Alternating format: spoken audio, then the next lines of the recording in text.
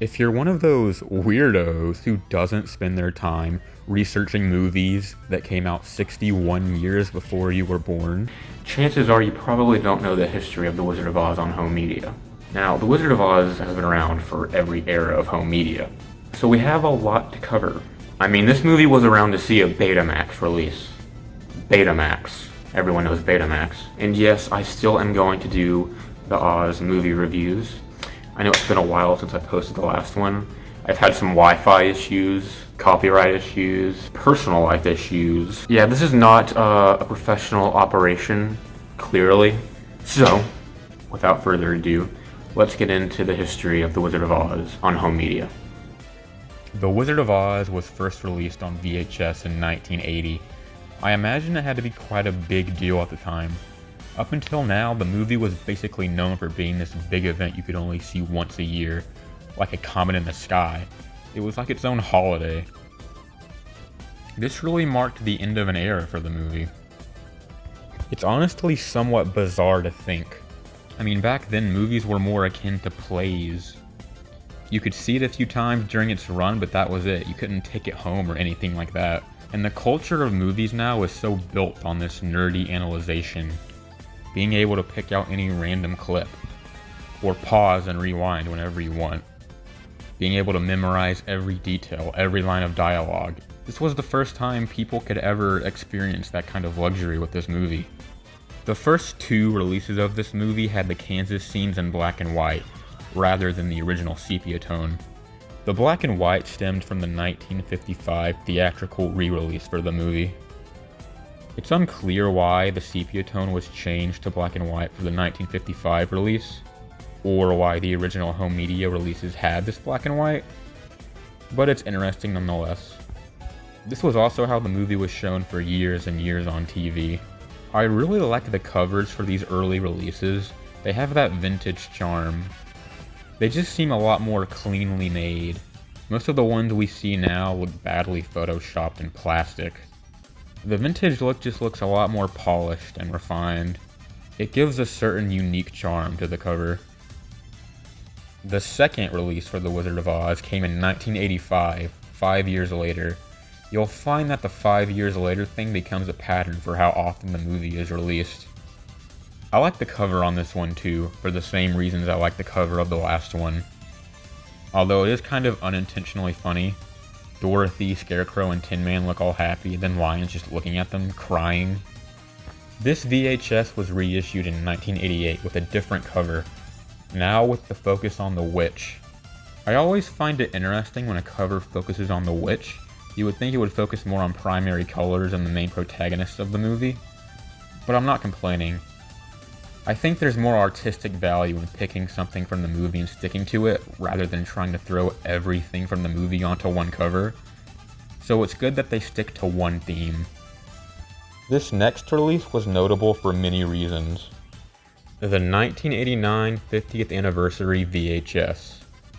The first of many special edition releases for The Wizard of Oz. It featured a 28-page booklet celebrating the anniversary for the movie. It also had a lengthy essay by Oz expert John Fricke. It also includes special features. That's commonplace on DVDs and Blu-rays now, but back then this was a novelty. It included trailers from the movie and some behind-the-scenes footage, such as contest winners visiting the set of the movie at MGM. The Wizard of Oz set. And who is this? Ray Bolger, who will play the straw man. Bert Lauer, who is to be the cowardly lion. And Buddy Ebsen, the Tin Man. It was also the first time the general public was ever exposed to the deleted scenes from the movie. This VHS featured the Jitterbug deleted scene, the deleted If I Only Had a Brain dance number, and Buddy Ebsen's deleted If I Only Had a Heart, a rendition of the song that was removed for obvious reasons. This release was also the first time the Kansas scenes were ever included on their original sepia tone color, the way the movie was originally released in 1939. It even included footage from the 1939 Oscars. The next release was the 1991 VHS release. It was largely the same as the '89 release, only it had no special features or supplementary material. The cover is nice enough, but it's kind of an interesting choice to have Dorothy looking like a giant compared to her friends. In 1993, we have the Ultimate Oz Definitive Collector's Edition. It was the first massive box set release for the movie. Inside, it featured the Oz continuity script. It's very fascinating to read. Just seeing all the cut content, it's really intriguing to see the differences between how the character's dialogue was written and how the actors portrayed it. It's a neat little artifact, and became sort of a staple in the box sets for this movie. The box set has 2 VHS tapes inside, one of course being the movie, and the second being a documentary. The Wonderful World of Oz, The Making of a Movie Classic. Narrated by Angela Lansbury. The enduring magic of The Wizard of Oz touches not only our children, but the child in all of us. The enchantment is easy to explain. The movie's sentiments are universal. Its timelessness, that of any great classic. On to the 1996 release for VHS, and also a 1997 release in DVD, the first DVD release for the movie. This cover is basically the same as the 1991 cover, except now they're in Emerald City on the Yellow Brick Road, a much more obvious choice over the cornfield. This was the first version of The Wizard of Oz I ever owned, so it holds a special place in my heart. Something about the cover just has that late 90s charm. Next we have the 1999 60th Anniversary VHS and DVD release. Now this DVD was an absolute behemoth with special features. I remember watching them all as a kid and being so engrossed. It made me so interested in film and the whole behind the scenes process. It was the first time we ever got to see the Return to Emerald City deleted audio with pictures included, where we would have heard the reprise of Ding Dong the Witch is Dead. It was also the first time we got to hear the deleted audio of the Over the Rainbow reprise, which definitely should have stayed in the movie in my opinion. This was also the first time the Harold Arlen behind the scenes home movies were ever shown, as well as a special effects sequence that detailed the behind the scenes process of the tornado scenes, which is maybe the most impressive effect in the whole movie. We also got a photo gallery featuring sketches and storyboards from the movie, as well as costume and makeup tests, as well as clips from old radio shows that were promoting the movie. We also got a 1979 interview with Margaret Hamilton, Ray Bolger, and Jack Haley. But it's a wonderful picture. We're part of it. The one thing that we will be known for, no matter what we've done anyplace else in the whole world, will be The Wizard of Oz. Well, we don't get any residuals, but we have a better thing than residuals. We have a kind of immortality. We even got content from other Oz media that wasn't related to the movie, like clips from the 1967 to 1968 anthology series, Off to See the Wizard. These were segments that aired on ABC periodically. They featured some big names like Mel Blanc, William Shatner, and Steve Martin. We also got clips from the Oz silent movies and the 1933 Oz cartoon. Next we have the 1999 Deluxe Edition release. This was sort of synonymous with the last release, only it was the box set version, so to speak. It had 6 8x10 photographs in it. Pretty neat box set overall. And the next release was for the 2005 65th anniversary. It's a nice cover, it's kind of minimalist, it just has Dorothy's shoes and the Emerald City approaching her. This was the first ever release that had no VHS release whatsoever, it was just strictly the disc. It had a lot of the same bonus features as the last DVD release, except this also had an audio commentary by John Fricke. It also contained a documentary about the restoration of the movie and how they went about restoring the quality, because the quality between this and the 99 release is it's a pretty significant upgrade. This release also had a 3-disc edition, this time with a cover focusing on the witch. It has an L. Frank Baum documentary, and it has silent movies in their entirety, not just clips. The Magic Cloak of Oz and The Scarecrow of Oz, the latter of which was actually written and directed by L. Frank Baum himself. It also has the 1925 silent movie of The Wizard of Oz, and also the 1933 cartoon in its entirety. This release came with some pictures from the movie and also some classic 1939 promotional material. Next, we have a whole new era, the Blu-ray era, beginning with the 2009 70th anniversary box set. This release includes a watch.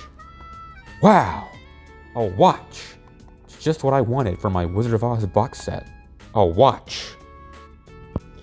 And also a copy of the original production sheet for the movie, which is pretty interesting for a nerd like me. It also had a miniature reproduction of the complete 60-page campaign book. We also get the full TV movie of The Dreamer of Oz, which if you haven't seen is basically a biopic about L. Frank Baum, but it also has moments that recreate the actual Wizard of Oz story, with some pretty interesting imagery that hinges on both nice looking and terrifying. I'm gonna be honest, this list of these releases gets a little more messy after this. There is a slew of different Blu-ray releases, and most of them are just very generic. Just Dorothy and her friends, photoshopped awkwardly, usually onto a yellow brick road or something to that effect.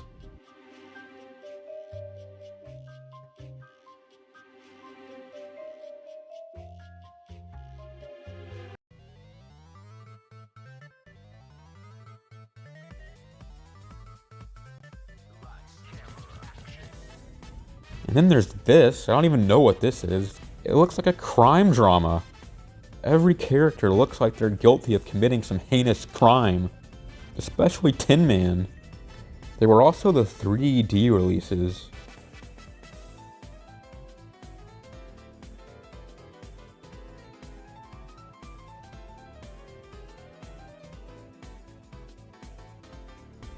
I like this cover quite a bit, actually. Dorothy has a nice look on her face, and I really love the use of the Munchkinland background with the poppies included. Some really nice Oz scenery.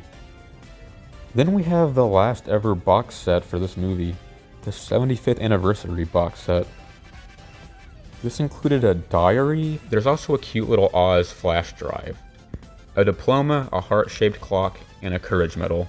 And also some pictures, a hardcover book called The Production Timeline that kind of goes over the production of the movie comprehensively. And maybe the coolest to me, a map of Oz. I always love maps of fictional lands. It makes it feel more lived in. And considering we didn't see that much of MGM Oz in retrospect, it's pretty cool to see it all laid out like that. Alright, for the next batch, the final batch of these releases, we have the first ever 4K release. I'm just gonna be honest, immediately, up front, this cover makes me want to vomit. I don't know who designed this, but they need to be in prison. Or at least exiled from society. This is atrocious, and I hate it. It's like they tried to throw everything from the movie onto this cover. It's got the Kansas stuff, the tornado, the witch, Glinda, the main cast. I'm surprised the wizard isn't on here.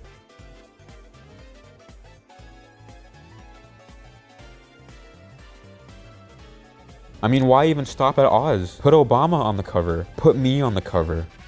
Okay, joking aside, I actually am perplexed about this release. This was the 80th anniversary of the movie, and they just didn't do very much.